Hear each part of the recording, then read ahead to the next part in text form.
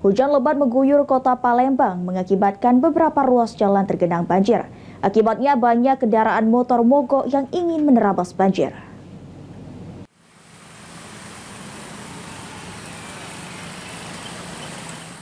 Dari pantauan tim liputan PAL TV, hujan deras yang mengguyur kota Palembang pada Jumat sore mengakibatkan beberapa ruas jalan di kota Palembang tergenang banjir. Tak sedikit kendaraan sepeda motor yang memaksa melintas di jalanan banjir berujung mogok di tengah genangan banjir.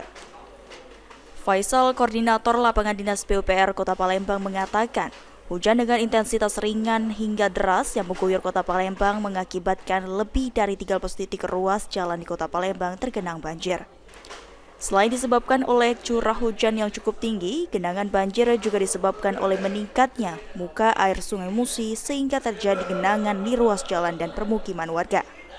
Di kota Palembang ini ada beberapa titik genangan, kalau hujannya itu biasa. Tapi kalau semalam memang hujannya terlalu deras dan ekstrim kami anggap, sehingga kebenaran juga air sungai lagi pasang, sehingga di mana-mana tempat mengalami genangan, tapi tidak terlalu lama. Nah, sementara ini masih kami mau mantau lagi di daerah perkampungan warga yang masih banyak tergenang.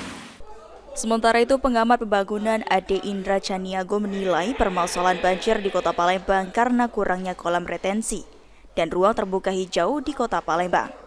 Selain itu, pemerintah kota Palembang hanya mengatasi permasalahan pada saat terjadi banjir, namun tidak memberikan solusi dari akar permasalahan banjir, sehingga permasalahan banjir di kota Palembang tidak pernah terselesaikan.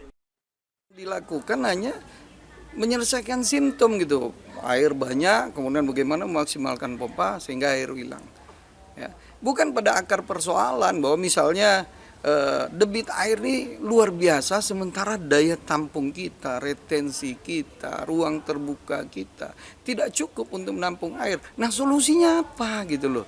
Nah, ini nggak pernah ada gitu loh. Eki Saputra, PAL TV.